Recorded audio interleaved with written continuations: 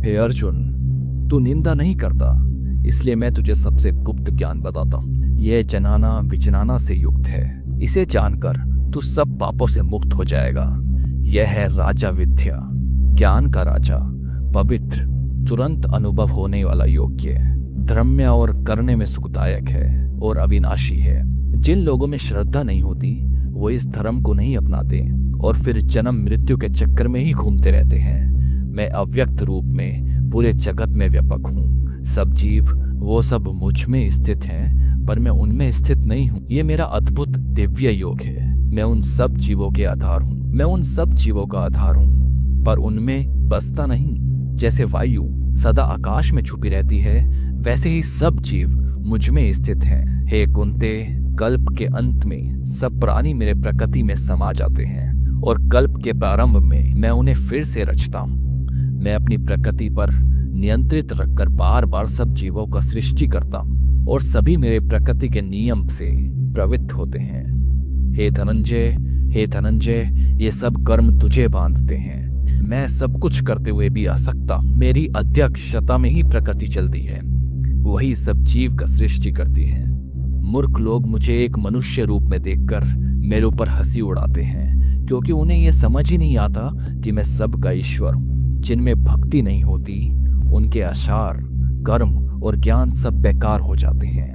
वो असुरी और राक्षसी प्रकृति में फंस जाते हैं। जो महात्मा लोग होते हैं वो मेरी देवीय प्रकृति को समझकर मुझे निष्ठा से भेजते हैं, क्योंकि उन्हें पता होता है कि मैं इन सब का आदि हूँ। जो भक्त मुझे सदा स्मरण करते हैं, जप करते हैं, भक्ति से प्रणाम करते हैं और दृढ़ता से मेरी सेवा में लगे रहते हैं। कुछ भक्त मुझे ज्ञान वज्ञ के रूप में पूछते हैं, कुछ मुझे एक रूप में देखते हैं, कोई अनेक रूप में देखते हैं और कोई मुझे सब दिशाओं में व्यापक देखकर पूजा करते हैं।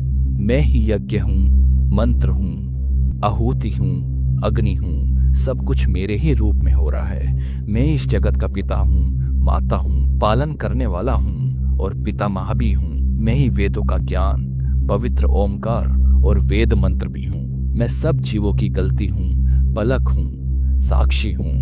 मैं ही वास हूँ, मैं ही शरण हूँ, मित्र हूँ, सृष्टि का प्रारंभ भी मैं हूँ, अंत और आधार हूँ। मैं ही अक्सर बीज हूँ, मैं ही गर्मी देता हूँ, मैं ही वर्षा करता हूँ, मैं ही मृत्यु और अमृत हूँ। मैं ही सत और असत हूँ। जो लोग वेद पाती हैं और देवताओं की पूजा करते हैं वो स्वर्ग की आशा से यज्ञ करते हैं और स्वर्ग में जाकर देवताओं के सुख भोगते हैं। स्वर्ग का सुख भोगकर जब पुण्य समाप्त हो जाता है तो ये लोग फिर से मृत्यु लोक में लौट आते हैं। यही है स्वर्ग का चक्कर, आना जाना फिर आना। जो भक्त सिर्फ मुझे ही स्मरण करता है, मैं उसका योग और क्षेमा खुद करता हूँ। जो अन्य देवताओं की भक्ति भी श्रद्धा से करते हैं वो भी मुझे ही पूछते हैं, लेकिन गलत विद्याओं से। मैं सब योगों को भोगता हूँ, प्रभु हूँ, पर जो मुझे तत्व से नहीं जानते वो फिर गिर जाते हैं। जो देवताओं की भक्ति करते हैं देवताओं के पास जाते हैं, जो पितरों की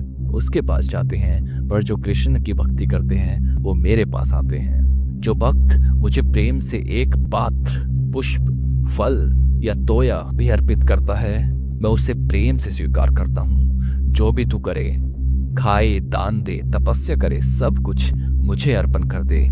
इस भाव से तू पाप पुण्य के फलों से परे हो जाएगा और कर्म बंधन से मुक्त होकर मेरे पास आ जाएगा। मैं सब में समान हूँ, ना किसी से द्वेष करता हूँ, ना प्रेम करता हूँ, पर जो भक्त मुझे प्रेम से बचता है मैं उसमें हूँ और वो मुझ में। अगर कोई भक्त भटक भी जाए लेकिन अन्याय भक्ति करता हो तो उसे संत ही माना जाता है, क्योंकि उसका मन सही दिशा में है।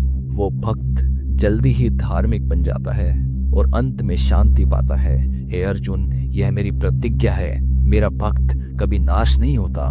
हे अर्जुन, चाहे कोई भी हो, पापी, स्त्री, वेश्या या शूद्रा, अगर वो भक्ति करे तो वो भी मुझे प्राप्त कर सकते हैं। अगर पापी लोग भी मुझे पा सकते हैं तो पुण्यात्मा ब्रह्मा और राजश्री तो और भी आसानी से मुझको पाएंगे। इस दुख में और आसक्त जगत में रहकर मुझे भज।